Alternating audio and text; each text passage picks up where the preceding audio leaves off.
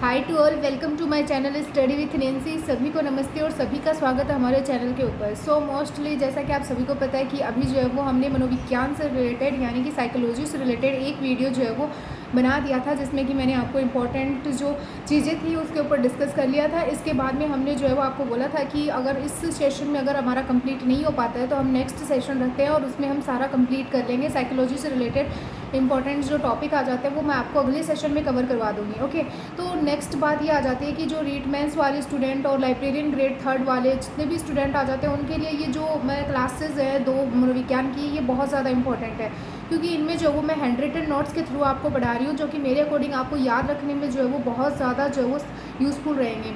तो हम स्टार्ट कर लेते हैं। तो मैंने इतना तो आपको करवा दिया था। अब जो हमारा जो है वो अगली क्लास जो रहेगी वो बाल्यावस्था से संबंधित कथन आ जाते हैं कि बाल्यावस्था से संबंधित जो वो किन किन व्यक्तियों के द्वारा क्या क्या कथन दिए गए थे, क्या क्या जो उनकी कोटेशन आ जाती है। तो पहले हम देख लेते हैं ब्लेयर, जोन्स व सिम्पसन के अनुसार। मोस्ट इम्पॉर्टेंट नाम आ जाता है सिम्पसन, जो कि अवश्य जो है वो पूछा भी जाता है। तो ब्लेयर, जोन्स और सिम्पसन क्या बोलते हैं कि बाल्यावस्था वह काल है जब व्यक्ति के बुनियादी दृष्टिकोण, मूल्य तथा आदर्श एक बड़ी सीमा तक निरूपित किए जाते हैं।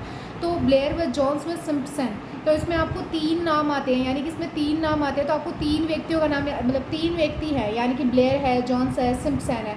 तो उन्होंने 3 बात बोली है, ऐसे याद रख लेना, जिसमें कि उन्होंने एक बोला है कि बुनियादी दृष्टिकोण, एक आता है मूल्य तथा आदर्श, और एक बड़ी सीमा तक निरूपित किए जाते हैं।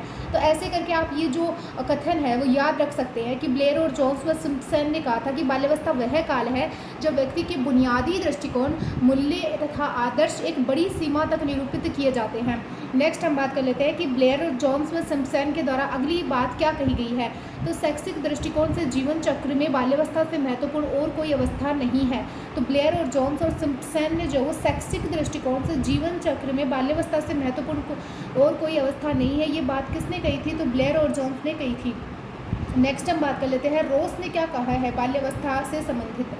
तो बाल्यावस्था मिथ्या परिपक्वता का काल है।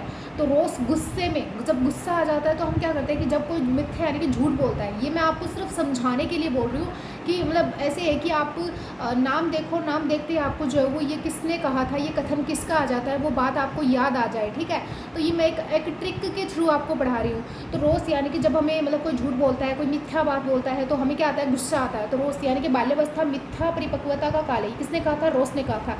किलपैट्रिक, बाल्यावस्था प्रतिद्वंदात्मक समाजीकरण का काल है। जब हमारे मतलब किसी के बीच में द्वंद्व हो जाता है तो पैट्रिक, किल यानी कि किल का मतलब क्या होता है? मारना।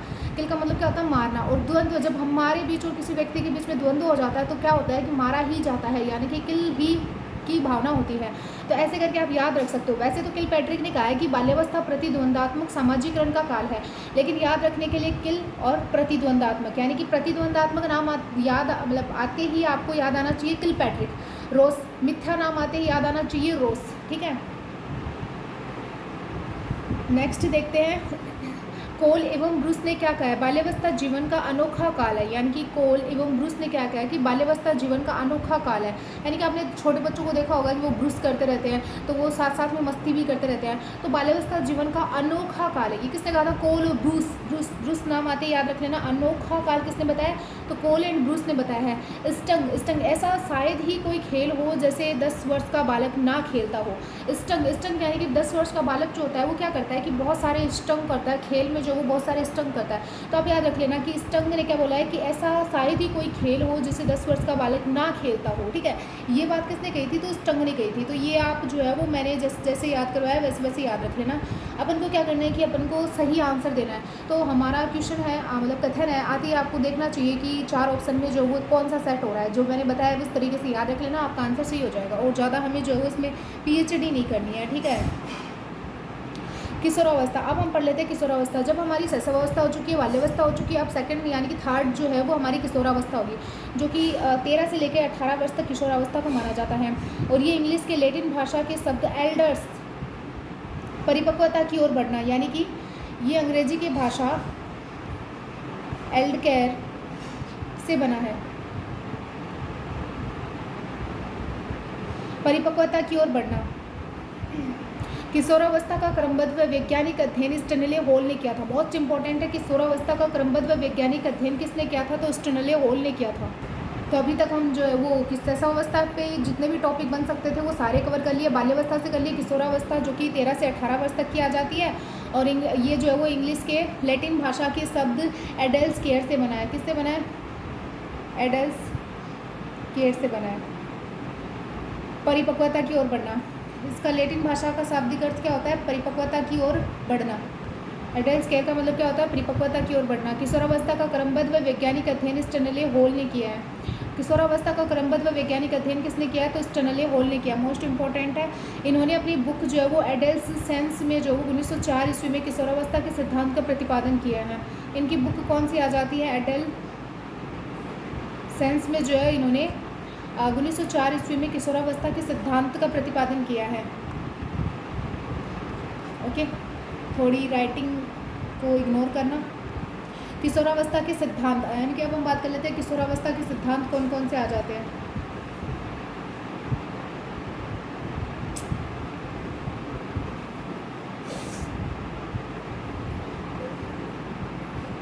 किशोरावस्था के सिद्धांत,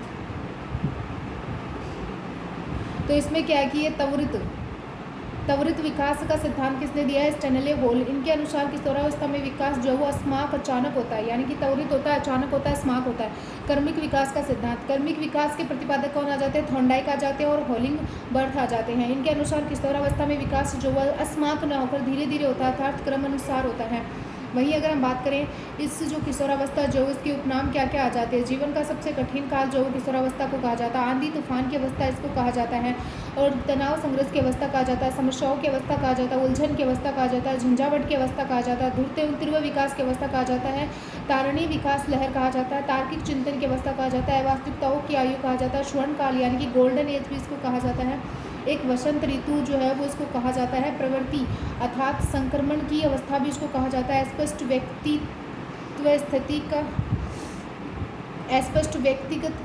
व्यक्तिगत स्थिति की अवस्था इसे कहा जाता है। विशिष्टता की खोज का समय कहा जाता है। प्रौढ़ावस्था अथवा वयस्कावस्था की जो वो दहलीज जो है वो दहलीज इसको कहा जाता है, यानी कि प्रौढ़ावस्था अथवा वयस्कावस्था की दहलीज इसको कहा जाता है। परिवर्तन की अवस्था इसको कहा जाता है। नेक्स्ट हम बात कर लेते हैं विकासात्मक कार्य व विशेषता। विकासात्मक कार्य व विशेषता, चहुमुखी विकास, शारीरिक, मानसिक, सामाजिक, संवेगात्मक विकास होता है। बुद्धि का अधिकतम विकास होता है। व्यक्तिगत एवं घनिष्ठ मित्रता जो है उसका संबंध किशोरावस्था से ही आ जाता है कि घनिष्ठ मित्रता निभाते हैं किशोरावस्था के बालक। जैसे कि इसको जो है वो आप अपने स्कूल फ्रेंड्स से रिलेट करके देख सकते हो। कल्पना का बाहुल्य, दिवा सौपन की प्रवृत्ति, वीर पूजा, नायक पूजा की प्रवृत्ति, यानी कि किसी को अपना आइडल मान लेते हैं। आत्मसम्मान को महत्व देना, पीढ़ियों में अंतर के कारण विचारों में मतभेद, समायोजन का अभाव, मानसिक स्वतंत्रता व विद्रोह की स्थिति, अपराध प्रवृत्ति का विकास, स्वतंत्र निर्णय क्षमता, स्वतंत्र सोच का विकास, ईश्वर तथा धर्म में विश्वास व विश्वास, यानी कि कई जो है वो ईश्वर में विश्वास भी करते हैं, कहीं नहीं करते हैं। तो ईश्वर में जो है वो धर्म में विश्वास रहता है कईयों का नहीं होता है। और इसके साथ में अगर हम बात करें समाज सेवा व देशभक्ति की भावना उनके अंदर होती है। विचारों व संवेगों में परिपक्वता होती है। संवेगात्मक परिवर्तन तीव्र गति से होते हैं। अपनों से छूटने का गम भी उनको होता है, जैसे कि आप सभी को पता ही है, ये तो बताने की ज़रूरत ही नहीं है। किशोरावस्था में ये सारे सिम्टम्स दिखाई देते हैं। रुचियों में परिवर्तन होता है। समवयस्क समूह भावना होती है। नेतृत्व का विकास होता है। स्व पहचान होती है, यानी कि मैं खुद को मतलब आत्म चेतना की भावना उनमें पाई जाती है। आत्म संप्रति की भावना पाई जाती है। आत्मनिर्भर बनने की इच्छा होती है। व्यवसाय चुनाव की जो है वो चिंता होती है कि भाई हमें जो है वो अब व्यवसाय चुनना पड़ेगा। हम जो है वो किशोरावस्था में हो गए, अब हमारी जो वो प्रौढ़ावस्था व वयस्कावस्था की जो वो दहलीज आ गई है। अमृत चिंतन की योग्यता होती है। काम प्रवृत्ति की भावना होती है। बाल्यावस्था में भी होती है लेकिन इतनी ज़्यादा नहीं होती है। शैशव अवस्था में सिगमंड फ्राइड के द्वारा बताया गया है। लेकिन किशोरावस्था में जो वो काम प्रवृत्ति की भावना होती है, जिसमें कि मोस्टली अगर हम बात करें तो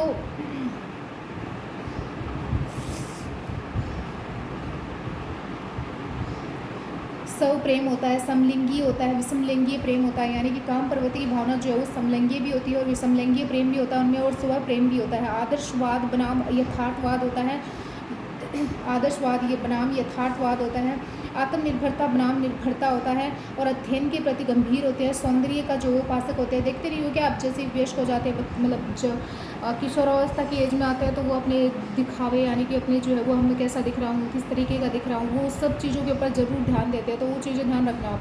विपरीत लिंग के प्रति आकर्षण, माता पिता से अधिक हम उम्र को जो वो महत्व देना, मित्र संस्कृति अपनाना, किशोरों की वाणी में कर्कशता और भारीपन आ जाना, किशोरियों की वाणी में कोमलता व मधुरता आ जाना, जीवन दर्शन का निर्माण, स्थिति तथा महत्व की अभिलाषा, और इसके साथ में जो है वो समस्यात्मक समस्या का विकास भी किशोरावस्था में, जीवन साथी के चुनाव की समस्या आ जाती है, मादक पदार्थों का सेवन करने की समस्या, वित्तीय समस्या आ जाती है, आत्महत्या की समस्या भी किशोरावस्था में देखने को मिलती है।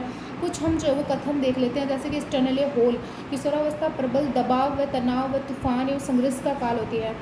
तो किशोरों में जो शारीरिक मानसिक क्षमतात्मक परिवर्तन होते हैं वे अश्माक होते हैं। ये टनल ए होल ने कहा था। किशोरावस्था एक नया जन्म है, क्योंकि इसी में जो है उच्चतर व श्रेष्ठतर मानव विशेषताएं प्रकट होती हैं। अब हम बात कर लेते हैं वैलेंटाइन ने क्या बोला है। तो वैलेंटाइन व्यक्तिगत एवं घनिष्ठ मित्रता किशोरावस्था की विशेषता होती है, यानी कि वैलेंटाइन के अनुसार व्यक्तिगत एवं घनिष्ठ मित्रता किशोरावस्था की विशेषता होती है। किशोरावस्था अपराध प्रवृत्ति के विकास का नाजुक समय होता है, ये वैलेंटाइन ने बोला है।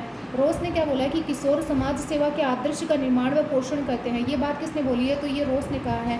शिशु के समान किशोरों को वातावरण के साथ समायोजन करने का कार्य पूर्ण आरंभ जो है वो पुनः आरंभ करना होता है।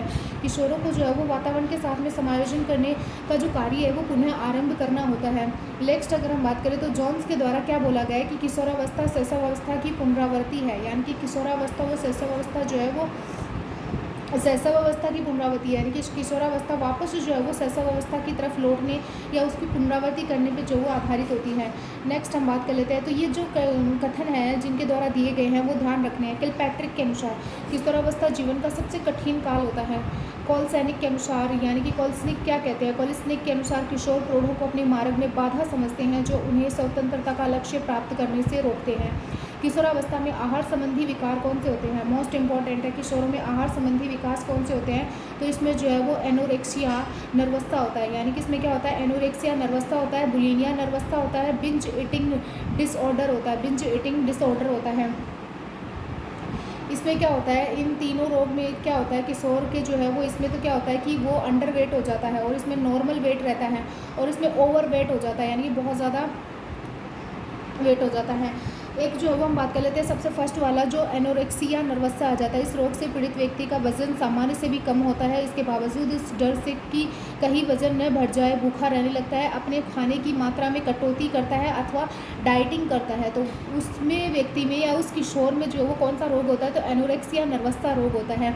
वही नेक्स्ट हम बात कर लेते हैं बुलिमिया नर्वसा। बुलिमिया नर्वसा इस रोग से पीड़ित व्यक्ति पहले तो अधिक खा लेता है, फिर इस डर से कि कहीं जो वो वज़न ना बढ़ जाए उस खाने को उगल देता है, अर्थात उल्टियाँ करता है, दवाइयों का सेवन करता है, वह अनावश्यक व्यायाम करता है। तो उस व्यक्ति में कौन सा रोग होता है, तो वो बुलिमिया नर्वसा होता है। ओके, तो ये जो रोग होते हैं किशोरावस्था में वो आपको ध्यान रखना है, बुलिमिया नर्वसा होता है। वहीं अगर हम बात करें बिंज ईटिंग डिसऑर्डर जो वो इस रोग से पीड़ित व्यक्ति, अरे यार,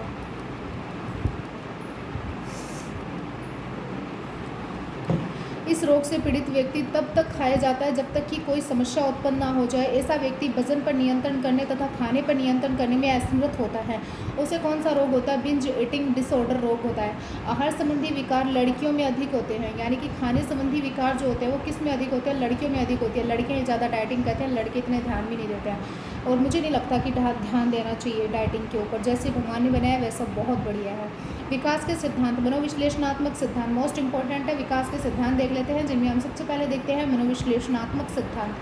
सिगमंड फ्राइड महोदय जो कि वियना ऑस्ट्रिया के आते हैं और मनोविश्लेषणात्मक सिद्धांत व्यक्तित्व विकास से संबंधित है। मनोविश्लेषणात्मक मनोचिकित्सा की विधि मानी जाती है, जिसके द्वारा सिगमंड फ्राइड उन रोगियों का उपचार करते थे जो कि अवसाद, चिंता व अन्य रोगियों से ग्रसित होते थे। तो नेक्स्ट हम बात कर लेते हैं कि मनोविश्लेषणात्मक जो सिद्धांत है, मनोविश्लेषणात्मक सिद्धांत 3 प्रकार से समझाया है किसने, सिगमंड फ्राइड महोदय ने। आकारात्मक संरचना होती है और एक गत्यात्मक संरचना होती है, एक मनोलैंगिक विकास होता है। तो हम सबसे पहले देख लेते हैं आकारात्मक संरचना। आकारात्मक संरचना क्या होती है, तो जैसे सिगमंड फ्राइड महोदय ने बताया कि ये जो है वो हमारा जो है वो मतलब कि चेतन मन है, इतना जो पार्ट आता है इतना पार्ट जो है वो किसका आ जाता है, चेतन मन का आ जाता है, जो कि कितना है, तो 1/10 है। वहीं अगर हम बात करें तो ये वाला जो भाग आ जाता है, ये बीच वाला जो पार्ट आता है थोड़ा बहुत, ये जो बीच में इसको क्रॉस करता है तो उसको क्या बोलते हैं, अर्धचेतन मन बोलते हैं। और ये जो इतना बड़ा पहाड़ जितना भाग या चट्टान जितना भाग या भाग दिख रहा है आपको, ये अचेतन मन आ जाता है। क्या आता है, अचेतन मन। सबसे ज़्यादा यही आता है, कितना आता है, 9/10 आ जाता है। चेतन मन बहुत कम होता है, बल्कि सबसे बेस्ट मन जो यही माना जाता है, सबसे खराब मन ये माना जाता है। और बीच में संतुलन बना के रखता है वो अर्धचेतन मन बना के रखता है। तो ये सिगमंड फ्राइड महोदय की कोटेशन आ जाती है, तो आपको ध्यान रखना है। तत्कालीन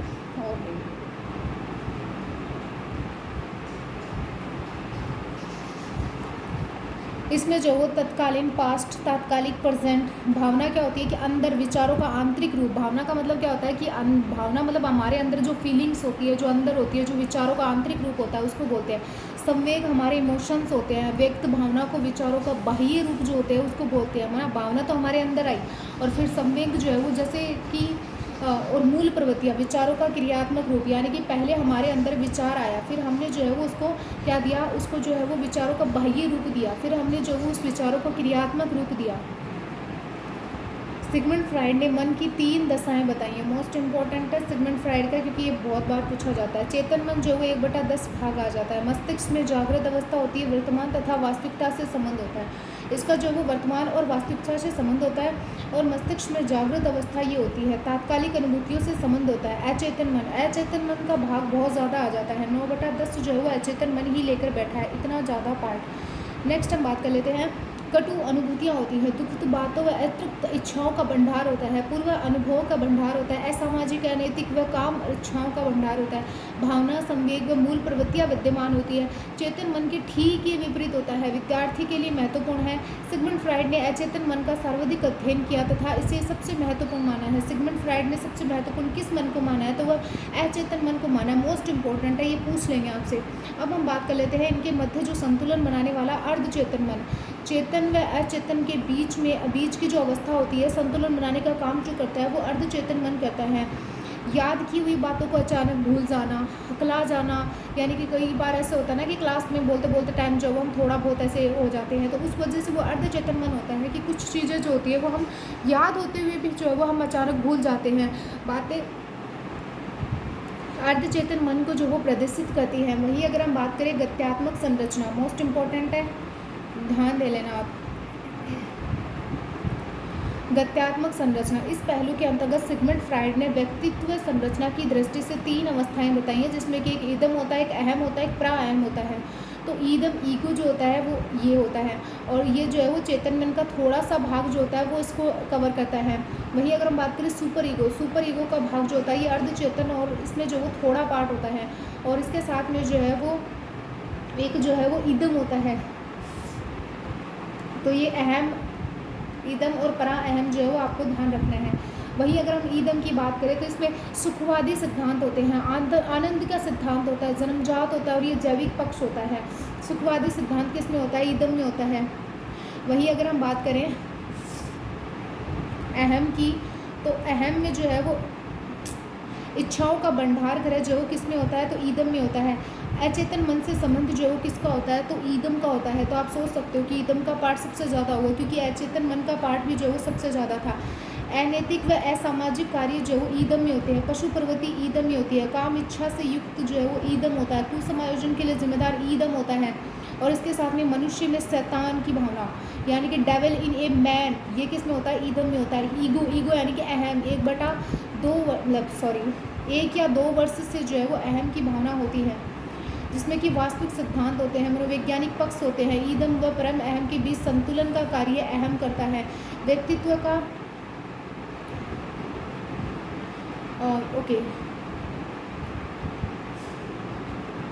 व्यक्तित्व का कार्यपालक इसे कहा जाता है। चेतन मन से संबंध इसका आ जाता है। समायोजन की अवस्था आती है और परिणामों की चिंता, और मैन इन्हें मैन अपने आप को जो है वो समझते हैं। अब हम बात कर लेते हैं परम अहम सुपर ईगो, जो 5 या 6 वर्ष से के बालकों में जो वो होता है, जिसमें कि आदर्शवादी सिद्धांत होते हैं, सामाजिक पक्ष होता है, नैतिक व आदर्शवादी बातें होती हैं, आध्यात्मिक की ओर रुझान होता है।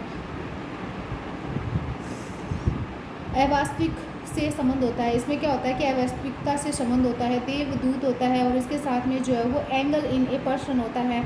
आदर्श की अधिकता कुसमायोजन के लिए जिम्मेदार है, यानी कि आदर्शों की अधिकता जो वो कुसमायोजन के लिए जिम्मेदार है। अब वही हम बात कर लेते हैं मूल प्रवृत्तियों के बारे में।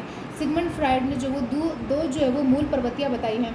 सिगमंड फ्राइड ने कितनी मूल प्रवृत्तियाँ बताई है? तो 2 मूल प्रवृत्तियाँ सिगमंड फ्राइड ने बताई है। एक तो जो आती है वो ईरोस आ जाती है और एक थैनेटोस आ जाती है। तो ईरोस जीवन मूल प्रवृत्ति या जिजीविषा जो है उसको बोलते हैं। मृत्यु की मूल प्रवृत्ति या मुमुक्षा जो होती है वो थैनोटोस को बोलते हैं। किसको बोलते हैं? थैनेटोस को बोलते हैं। वही जो है वो नेक्स्ट डिस्कस कर लेते हैं। अरे यार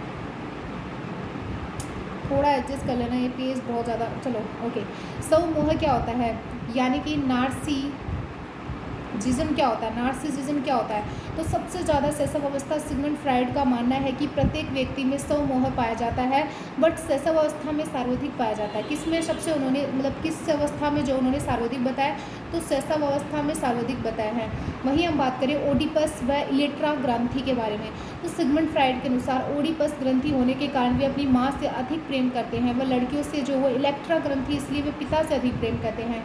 कि बच्चों में जिनमें ओडिपस ग्रंथि अधिक होती है वो अपनी माँ से प्रेम करते हैं, लेकिन लड़कियों में ज़्यादातर जो है वो इलेक्ट्रा ग्रंथि अधिक होती है तो वो अपने पिता से प्रेम ज़्यादा करती हैं।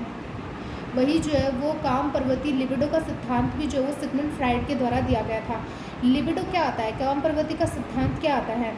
तो इसमें क्या है कि सिगमंड महोदय के द्वारा बताया गया है कि काम प्रवृत्तियों को लिबिडो कहा है, यानी कि सिगमंड फ्राइड ने जो काम प्रवृत्तियाँ थी उनको लिबिडो कहा है। उनके अनुसार ये एक स्वाभाविक स्थिति है, यदि इस प्रवृत्ति का दमन करने की कोशिश की जाती है तो व्यक्ति कुसमायोजित हो जाता है। अगर काम प्रवृत्ति को दमन करने की कोशिश की जाती है तो व्यक्ति या बच्चा या बालक जो होता है वो कुसमायोजित हो जाता है। वहीं हम बात कर लेते हैं शैशव कामुकता। सिगमंड फ्राइड का मानना था कि शिशु में भी जो वो काम प्रवृत्ति की भावनाएं होती है। ये किसने कहा है? सिगमंड फ्राइड ने कहा है कि शिशु में भी काम प्रवृत्ति पाई जाती है। इसी बात पर उनके शिष्य जुंग युंग, मोस्ट इम्पॉर्टेंट है, जुंग युंग के बीच मतभेद हो जाता है। मतभेद के उपरांत जुंग एक अलग सिद्धांत प्रतिपादन करते हैं जिसका नाम आता है विश्लेषणात्मक सिद्धांत। यानी कि सिगमंड फ्राइड का मानना है कि शिशु में भी जो वो काम प्रवृत्ति पाई जाती है।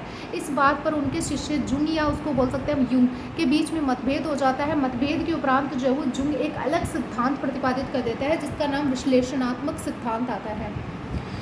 मनोलैंगिक विकास सिद्धांत। तो सिगमंड फ्राइड के अनुसार बालक के विकास पर उसकी काम प्रवृत्तियों का प्रभाव पड़ता है। ये प्रवृत्ति बालक में जन्म से पाई जाती है तथा भिन्न भिन्न अवस्थाओं में इसका रूप भिन्न होता है। प्रत्येक क्षेत्र में बालक कामुकता के क्षेत्र के माध्यम से जो वो बालक लैंगिक संतुष्टि प्राप्त करता है।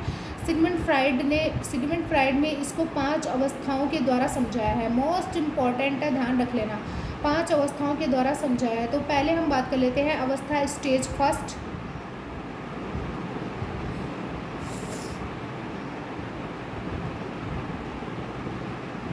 तो पहले हम बात करते हैं अवस्था, इसमें अवधि, इसमें कामुकता, क्षेत्र, मुख्य विकास और स्थिरीकरण। ठीक है, तो इसमें अवस्था में देखते हैं मुख्य अवस्था।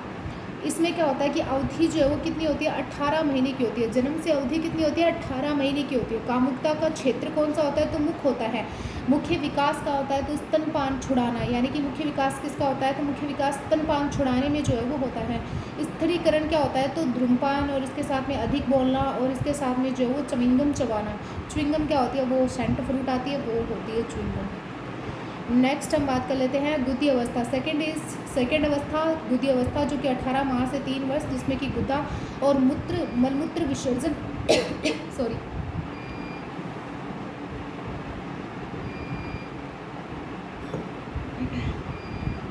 मलमूत्र विसर्जन प्रशिक्षण जो है वो होता है, ट्रेनिंग, व्यवस्थित व्यवहार, जिसमें कि जिद्दी होना, आक्रामक होना। और थर्ड जो स्टेज आती है वो लैंगिक अवस्था आती है जो कि 3 से 5 वर्ष होती है। लैंगिक अंग होता है, इसमें ओडिपस व इलेक्ट्रा ग्रंथि का विकास होता है। यौन रोग होता है, यौन एक्समताएँ होती हैं। अदृश्य अवस्था, प्रसुप्ति अवस्था, सुप्ता अवस्था, ये 5 से 12 वर्ष तक। अन्य रूपों में जो वो प्रदर्शन जैसे खेल, पेंटिंग्स, रक्षात्मक युक्तियों की उत्पत्ति होती है। इसमें कोई जो है वो नहीं होता है। 5वीं देख लेते हैं जनेंद्रीय अवस्था जो कि 12 से 18 वर्ष होती है। लैंगिक अंग होता है, लैंगिक जो है वो परिपक्व होता है, लैंगिक परिपक्वता इसमें हो जाती है। अब हम चलते हैं अपने नेक्स्ट, क्योंकि आज मोस्टली मुझे लगता है कि हमें कंप्लीट करवा देना चाहिए, क्योंकि हमने मैराथन क्लासेस का बोला था और हमने 2 क्लासेस ले लिया अभी तक। स्त्रीकरण, जब लैंगिक संतुष्टि आवश्यकता से अधिक या आवश्यकता से कम होती है तो व्यक्ति कुछ गुण स्थायी हो जाते हैं, जैसे कि जिससे स्त्रीकरण कहते हैं, और नो जिसे स्त्रीकरण कहते हैं, ठीक है, जिसे स्त्रीकरण कहते हैं। यह गुण मुख्य रूप से वयस्क अवस्था में दिखाई देता है। यह गुण मतलब कि हमने जिससे नोट्स बनवाया उन्होंने तो हिंदी में मतलब बहुत गलती कर रखी है, बहुत ज़्यादा गलती कर रखी है, तो आप थोड़ा इग्नोर करना। आप अपने जो है वो अपने नोट सही से बना लेना। इसमें बहुत ज़्यादा गलतियाँ, मुझे पता है कि इसमें बहुत ज़्यादा गलतियाँ हैं, बट अब मैं क्या करूँ कि मुझे जो है वो टाइम नहीं मिलता है इतना कि मैं आपके लिए सही तरीके से और ज़्यादा जो है वो बेस्ट तरीके से लिखवा सकूँ, क्योंकि मैंने जब मेरे नोट्स थे तो मैंने उनमें पढ़ते टाइम जो है वो मतलब लाइन खींच दी थी और ऐसे ही जो है वो एक्स्ट्रा चीज़ें ऐड ऑन कर दी थी उसी में, तो उस वजह से वो सही साफ़ नहीं थे जो कि मैं आपको बता पाती। तो मैंने जो है वो मेरी कॉपी जो है वो किसी को दी थी और उन्होंने जो है वो बना दिए ऐसे, तो आप थोड़ा सा जो है वो नेगलेक्ट करना। मैं जैसे बोल रही हूँ उनके ऊपर फोकस करना, ओके। मनोसामाजिक विकास सिद्धांत, तो मनोसामाजिक साइको सोशल डेवलपमेंट थ्योरी या जीवन विस्तार सिद्धांत, जीवन अवधि सिद्धांत जो है वो इसे कहा जाता है, या हम इसको जो है वो पहचान की खोज या पहचान का संकट सिद्धांत भी बोल सकते हैं। क्या बोल सकते हैं? पहचान की खोज या पहचान का संकट सिद्धांत भी बोल सकते हैं। अब मोस्ट इम्पोर्टेंट यही आ जाता है कि जो इसके प्रवर्तक है वो कौन आ जाते हैं। तो इसके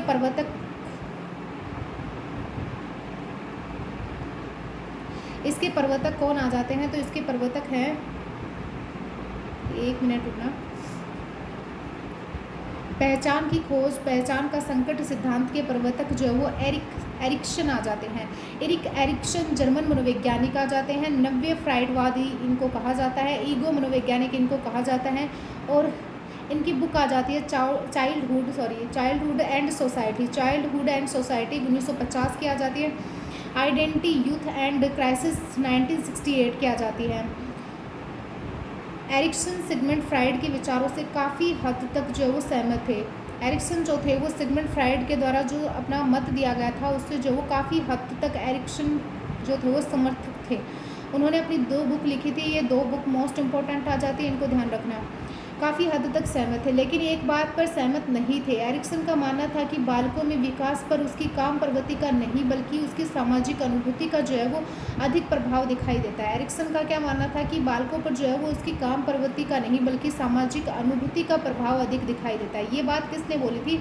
तो ये एरिक्सन ने बोली थी। चाइल्डहुड एंड सोसाइटी के अंतर्गत मनोसामाजिक विकास सिद्धांत का वर्णन किया तथा इसके अंतर्गत 8 अवस्थाएं बताई। प्रत्येक अवस्था द्विध्रुवीय बताई गई, जिसमें एक ध्रुव सकारात्मक परिस्थितियों को तथा दूसरा नकारात्मक परिस्थितियों को प्रदर्शित करता है। पहला किसको प्रदर्शित करता है? तो सकारात्मक परिस्थितियों को। दूसरा किसको प्रदर्शित करता है? तो नकारात्मक परिस्थितियों को प्रदर्शित करता है। अब हम अवस्थाएं देख लेते हैं। तो 0 से 18 माह सहसावस्था, विश्वास बनाम अविश्वास की अवस्था। 13 से 18 माह से लेकर 3 वर्ष जो बचपनावस्था, जिसमें कि स्वतंत्रता संदेह की अवस्था। 3 से लेकर 5 वर्ष पूर्व बाल्यावस्था, आत्मबल बनाम अपराध की अवस्था। 5 से लेकर 12 वर्ष तक उत्तर बाल्यावस्था, परिश्रम व हीनता की अवस्था। 12 से लेकर 18 वर्ष किशोरावस्था, पहचान बनाम भूमिका द्वंद्व की अवस्था। वहीं हम बात कर लेते हैं 18 से 35 वर्ष जो कि पूर्व बाल्यावस्था है, जिसमें कि घनिष्ठता अलगाव होता है। और 35 से 55 वर्ष जो कि मध्य बाल्यावस्था है, जिसमें कि उत्पादकता निष्क्रियता होती है। बाल्यावस्था नहीं, वयस्कावस्था, सॉरी गलती हो गया बोलने में, बाल्यावस्था नहीं वयस्कावस्था। तभी मैंने सोचा कि 35 से 55 बाल्यावस्था कैसे हो सकता है सॉरी गलती हो गया। 18 से 35 वर्ष पूर्व वयस्कावस्था, घनिष्ठता अलगाव होता है। 35 से 55 वर्ष मध्य वयस्कावस्था, उत्पादकता व निष्क्रियता। 55 के बाद की अवस्था जो होती है वो उत्तर वयस्कावस्था होती है, जो कि ईमानदारी व निराशा होती है। देखो बाल्यावस्था ही नाम निकल रहा है मुझसे। सामाजिक सांवेगिक विकास का पारिस्थितिक परक सिद्धांत, ये जो है वो किसके द्वारा दिया गए थे? इसके प्रवर्तक कौन आ जाते हैं? तो सामाजिक सांवेगिक विकास का परिस्थिति परक सिद्धांत जो है वो उसके प्रवर्तक यूरी ब्रॉन ब्रेनर जो है वो इनके प्रवर्तक आ जाते हैं। मोस्ट इंपॉर्टेंट नाम आ जाता है यूरी ब्रॉन ब्रेनर जो है वो आ जाते हैं। रूसी मनोवैज्ञानिक है, संस्थापक को फाउंडर आ जाते हैं of head start programme start जो है वो 1965 यूएसए में क्या था। इनकी बुक आ जाती है the ecology of human development. किनकी बुक आ जाती है? यूरी की बुक आ जाती है the ecology of human development. Urie Bronfenbrenner ने अपनी पुस्तक the ecology of human development के अंतर्गत पारिस्थितिकी परक सिद्धांत का परिचय करवाया। पारिस्थितिकी जीव विज्ञान की एक शाखा है जिसके अंतर्गत जीव समुदाय का वातावरण के साथ पारस्परिक संबंधों का अध्ययन किया जाता है। ये सिद्धांत बालक के विकास की व्याख्या सामाजिक सांवेगिक संदर्भ में करता है। इसके अंतर्गत बालक का वातावरण के साथ पारस्परिक संबंधों का अध्ययन किया जाता है। अलग अलग वातावरण को जो है वो ये दर्शाता है, यानी कि अलग अलग वातावरण को दर्शाते हुए ये 5 मंडल बताता है। कितने मंडल बताता है? मोस्टली इंपॉर्टेंट है, 5 मंडल जो है वो इसके द्वारा बताए जाते हैं। यूरी की जो ये इकोलॉजी वाली जो थ्योरी इन्होंने दी है वो मोस्ट इंपॉर्टेंट आ जाती है। कितने सिद्धांत बताए हैं? तो 5 मंडल इन्होंने बताए हैं। 5 मंडल में अगर हम देखें, फर्स्ट घटना मंडल, यानी कि पहला कौन सा आ जाता है? तो घटना मंडल आ जाता है। ओके, मतलब पहले हम देखते हैं कि ये कौन सा आ जाता है, तो पहले लघु छोटा मंडल आएगा, यानी कि लघु मंडल आ जाता है जिसको माइक्रो सिस्टम बोलते हैं। उसके बाद में मध्यम मंडल आ जाता है, मध्यम मंडल जो आता है इसको मीजो सिस्टम बोलते हैं। इसके बाद में बाह्य मंडल आ जाता है जिसको एक्सो सिस्टम बोलते हैं। उसके बाद में वृहद मंडल आ जाता है जिसको माइक्रो सिस्टम बोलते हैं। उसके बाद में जो है वो घटना मंडल आ जाता है, ठीक है, इसको क्रोनो जो वो सिस्टम बोलते हैं। ये ध्यान रखना आपको। लघु मंडल में किनको शामिल किया जाता है? माता पिता को, संगी, साथी, शिक्षक आदि को शामिल किया जाता है। वहीं मध्यम मंडल में लघु मंडल के कारकों का आपसी संबंध होता है। बाह्य मंडल में पड़ोसी, जनसंचार के माध्यम, पारिवारिक मित्र, माता पिता का कार्यस्थल आदि जो है वो उसको मध्यम स्थल में जो वो मध्य मंडल में शामिल किया जाता है। वही हम बात कर लेते हैं वृहद मंडल। वृहद मंडल रीति रिवाज, मूल्य, परंपराएं आदि इसमें आती हैं। और घटना मंडल जीवन कर्म की घटनाएं, जैसे माता पिता का तलाक हो जाना या फिर आर्थिक आघात हो जाना, इस प्रकार की कोई इंपॉर्टेंट जो घटना होती है जो हमारे साथ घटी होती है, तो उस प्रकार की चीज़ें आती है। लघु मंडल सबसे प्रभावशाली है, मोस्ट इंपॉर्टेंट है। कौन सा मंडल जो है वो सर्वाधिक प्रभावशाली बताया गया है? तो लघु मंडल जो है वो सबसे प्रभावशाली है। नेक्स्ट हम बात कर लेते हैं संज्ञानात्मक विकास का सिद्धांत।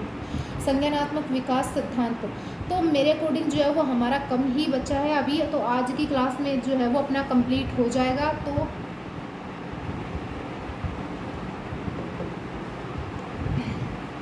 तो विकासात्मक सिद्धांत, विकासीय अवस्था सिद्धांत के प्रवर्तक कौन माने जाते हैं?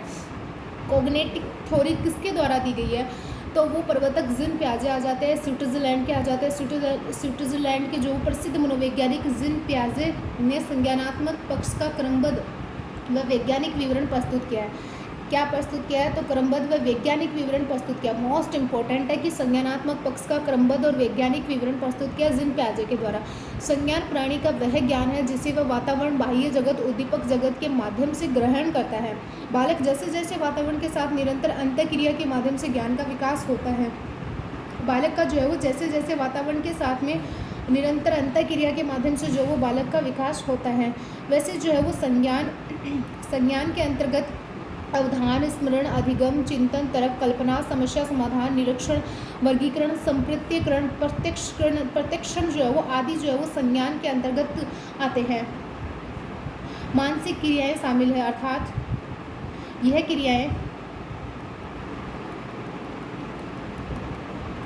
क्रियाएं परस्पर अंतः संबंधित होती हैं, यानी कि ये जो क्रियाएं हैं वो परस्पर अंतः संबंधित होती हैं। संप्रत्यकरण क्या होता है? तो विचारों का निर्माण होना। संप्रत्यकरण का मतलब क्या होता है? विचारों का निर्माण होना। संप्रत्यकरण का मतलब क्या होता है? विचारों का निर्माण होता है। प्रत्यक्षण क्या होता है? तो देखकर सीखना, यानी कि देखकर सीखना जो है वो प्रत्यक्षण कहलाता है। जीन पियाजे ने संज्ञानात्मक पक्ष पर बल देते हुए संज्ञानात्मक विकास सिद्धांत का प्रतिपादन किया, इसीलिए जीन पियाजे को विकासात्मक मनोविज्ञान का जनक माना जाता है। मतलब जीन पियाजे ने संज्ञानात्मक पक्ष पर बल देते हुए संज्ञानात्मक विकास सिद्धांत का प्रतिपादन किया है, इसीलिए जीन पियाजे को विकासात्मक मनोविज्ञान का जनक माना जाता है।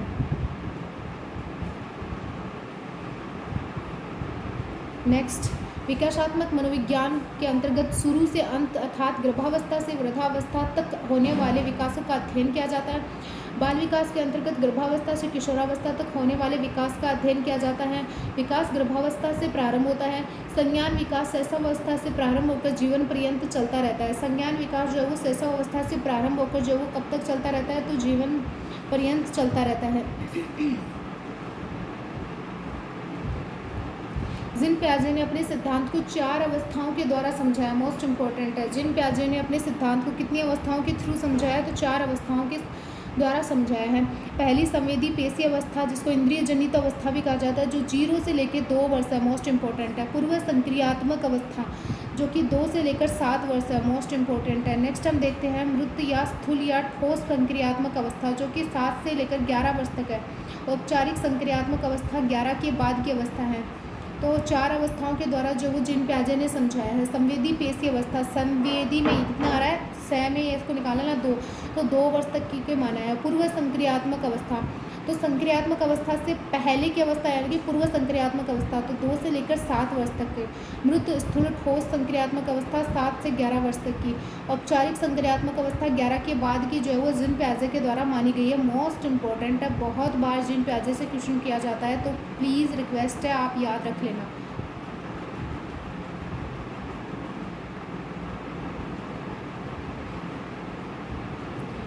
संवेदी पेशी अवस्था, जो कि 0 से 2 वर्ष तक की। जन्म के समय शिशु बाह्य जगत के प्रति अनभिज्ञ होता है। जैसे जैसे शिशु बड़ा होता है, अपनी संवेदनाओं व शारीरिक क्रियाओं के माध्यम से वातावरण का ज्ञान ग्रहण करता है। शिशु वस्तुओं को देखकर, सुनकर, स्पर्श कर, गंध के द्वारा, स्वाद के माध्यम से उद्दीपक जगत का ज्ञान ग्रहण करता है। नेक्स्ट हम बात करते हैं ज्ञानेंद्रियों। ज्ञानेंद्रियों के सीखने के द्वारा माने गए हैं। मतलब इसमें जो है वो क्या क्या होता है कि बालक जो होता है वो ज्ञानेंद्रियों के द्वारा सीखना माना गया है। इस अवस्था में शिशु छोटे छोटे शब्दों को बोलने लगता है। शिशु पहला सार्थक शब्द लगभग 12 माह में बोलने लगता है। इस अवस्था में जिन प्याजे ने जो वो पिक एक नाम खेल का जो वो जिक्र किया है, मतलब कौन से खेल के नाम का यूज़ किया है जिन प्याजे ने, तो ये आ जाता है ओके पिक ए वो नामक खेल का जिक्र जो है वो जिन प्याजे के द्वारा किया गया। इस अवस्था में वस्तु स्थायित्व का अभाव पाया जाता है। किसका अभाव पाया जाता है? वस्तु का स्थायित्व का अभाव पाया जाता है। सॉरी आप थोड़ा डिस्टर्ब हो रहे हो इस वजह से, क्योंकि मैं भी बहुत ज़्यादा डिस्टर्ब हो रही हूँ। ये पेज फास्ट स्पीड से आगे जा रहा है। इस अवस्था के अंत में 18 से 24 माह में वस्तु स्थायित्व का भाव जागृत हो जाता है, अर्थात वस्तु स्थायित्व प्रदर्शित होने लगता है। शिशु वस्तुओं को खोजने लगता है, इसीलिए इसे खोजी अवस्था भी कहते हैं। क्या कहते हैं इसको? खोजी अवस्था भी कहते हैं। ये मोस्ट इंपॉर्टेंट है, ध्यान रख लेना। वस्तु स्थायित्व के संदर्भ में जिन प्याजे ने जो है वो ब्लैंकेट एंड बेल गेम का जिक्र किया है। वस्तु स्थायित्व में जिन प्याजे ने कौन से गेम का यूज़ किया है? तो ब्लैंकेट एंड बॉल गेम का यूज़ किया है। ओके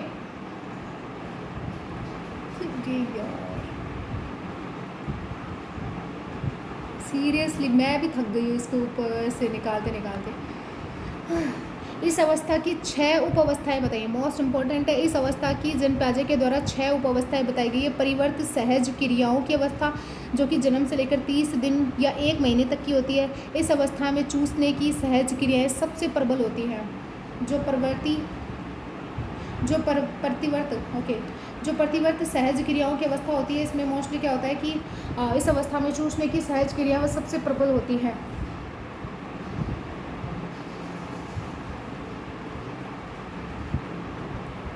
नेक्स्ट हम देख लेते हैं प्रमुख वृत्तीय प्रतिक्रियाओं की अवस्था। नेक्स्ट कौन सी है? प्रमुख वृत्तीय प्रतिक्रियाओं की अवस्था, जो कि stage of primary circular activities कहलाता है, जो कि 1 से लेकर 4 महीने तक का होता है। दोहराने की अवस्था इसको बोलते हैं। गौण वृत्तीय प्रतिक्रियाओं की अवस्था जो है वो 4 से 8 माह तक की आ जाती है। 4 से 8 माह की आ जाती है। यहाँ लक्ष्य प्राप्ति के लिए प्रयास किया जाता है। गौण स्कीमेटो के समन्वय की अवस्था। गौण स्कीमेटो के समन्वय की अवस्था 8 से 6 माह की आती है। वस्तुओं को उल्टा पलटना, थाली का चम्मच से बजाना आदि सभी इसमें आ जाते हैं। तृतीय वृत्तीय प्रतिक्रियाओं की अवस्था जो है वो 12 से 8 माह की आ जाती है। इस अवस्था में शिशुओं की जो है वो लिटिल साइंटिस्ट जो है वो बोला जाता है, यानी कि इनको क्या बोला जाता है? तो लिटिल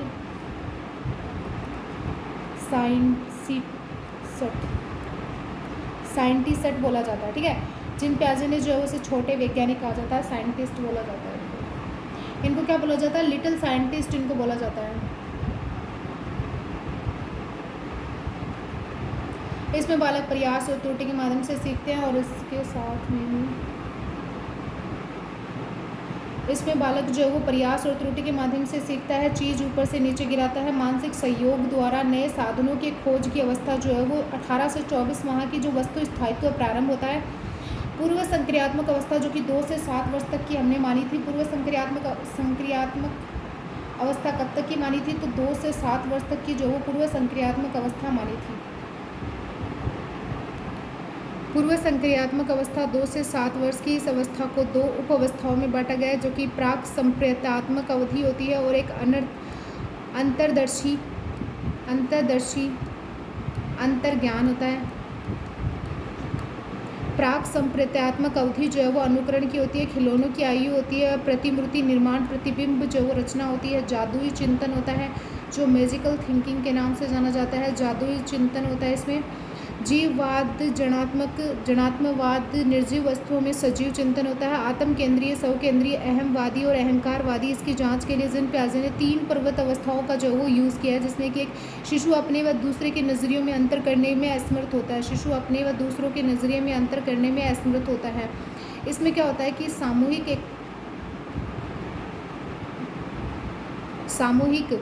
सामूहिक एकलाप यानी कि स्वयं से बातें करना होता है।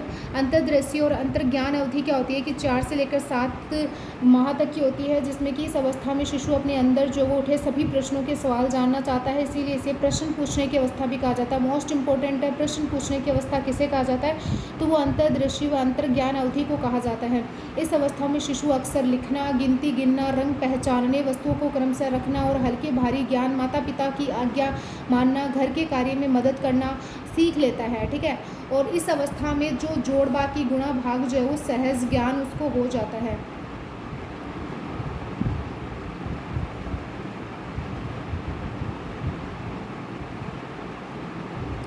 जोड़ बाकी गुणा भाग का सहज ज्ञान उसे हो जाता है। शिशु तर्क वितर्क करने योग्य नहीं होता है, इसीलिए इसे अतार्किक चिंतन भी अवस्था भी कहा जाता है। यानी कि शिशु इसमें तर्क वितर्क करने योग्य नहीं होता है, इसीलिए इसे अतार्किक चिंतन की अवस्था भी माना जाता है। रटने का आदर्श काल इसको माना जाता है।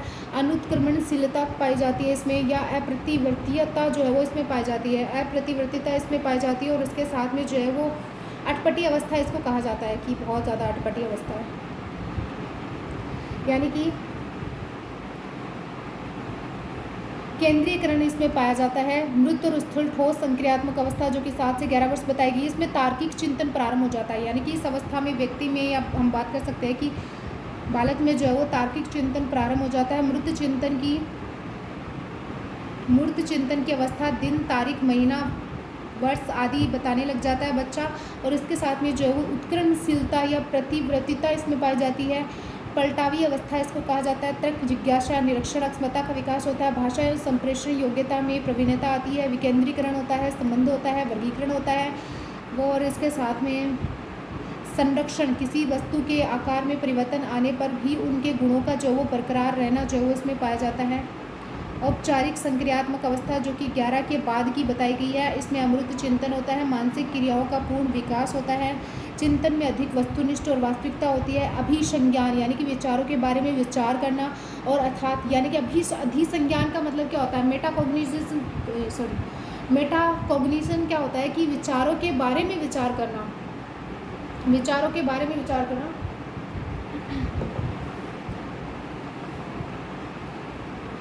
अधिसंज्ञान कहलाता है विचारों के बारे में विचार करना। सोच का गहन स्तर होता है, जैसे किसी यात्रा पर जाने के विचार पर विचार करना। परिकल्पनात्मक निगनात्मक चिंतन क्या होता है?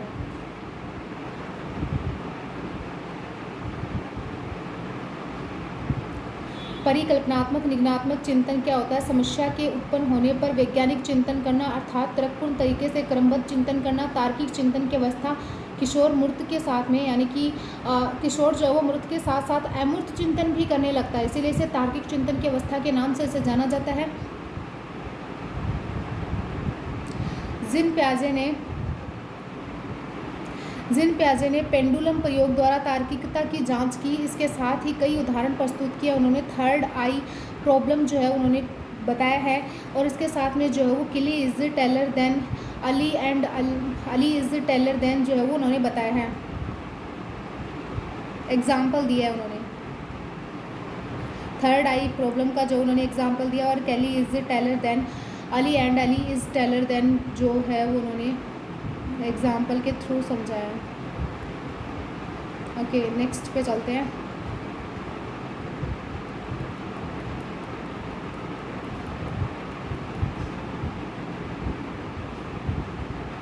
जिन प्याजे ने शिक्षा के क्षेत्र में कुछ नवीन शब्दों का भी यूज़ किया है, जिसमें कि स्कीमा, अनुकूलन, आत्मीकरण, आत्मसातीकरण और समावेशन, समायोजन, और इसके साथ में संतुलन, साम्य धारण,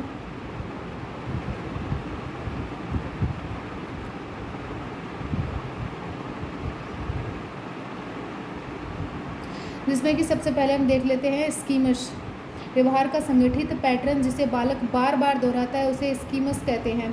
स्कीमस क्या होता है कि बालक जो है वो, स्कीमा क्या होता है, स्कीमस अलग होता है और स्कीमा अलग होता है, तो दोनों ध्यान रख लेना।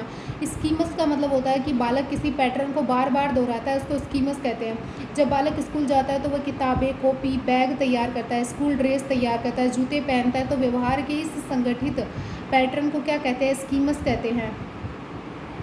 वही अगर हम बात करें स्कीमा क्या होता है, तो जिन प्याजे ने जो वो बुद्धि को जीव विज्ञान के स्कीमा की भांति बतलाकर बुद्धि की एक नई व्याख्या प्रस्तुत की है। स्कीमा वातावरण द्वारा अर्जित संपूर्ण ज्ञान का संगठन है। मानसिक संरचना की व्यवहारगत समानांतर प्रक्रिया जीव विज्ञान में स्कीमा कहलाती है, और अर्थात किसी उद्दीपक के प्रति विश्वसनीय अनुक्रिया को स्कीमा कहते हैं। और इसके साथ में अगर हम बात करें अनुकूलन क्या होता है, यह बालक की जन्मजात प्रवृत्ति होती है। अनुकूलन का अर्थ होता है वातावरण के साथ समायोजन स्थापित करना, जो कि निम्न तरीकों से होता है, जिसमें 3 टाइप यानी कि 3 तरीके बताए गए हैं। तो वो 3 तरीके क्या बताए गए हैं, आत्मीकरण करना, समस्या समाधान के लिए अपने पूर्व अनुभव, विचारों अथवा अवधारणाओं का सहारा लेना, अर्थात पूर्व की परिस्थितियों में प्रयोग किए गए व्यवहारों का नवीन परिस्थितियों में प्रयोग करना।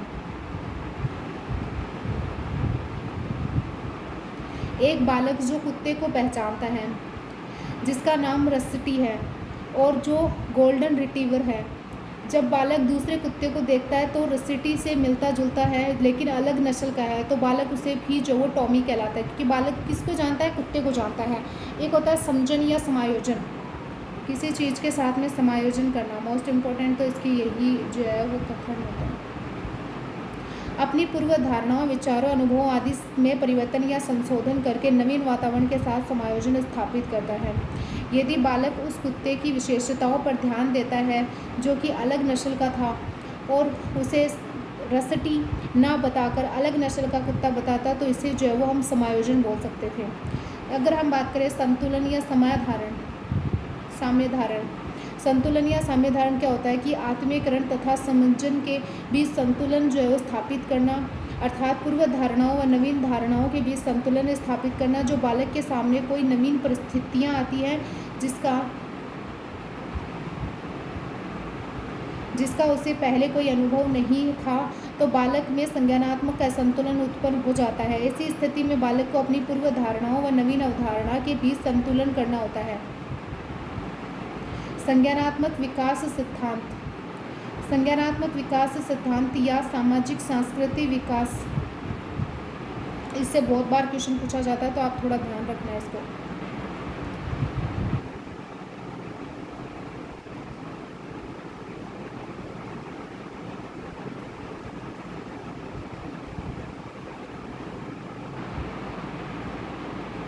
सामाजिक सांस्कृतिक सिद्धांत या सामाजिक रचनावाद का सिद्धांत।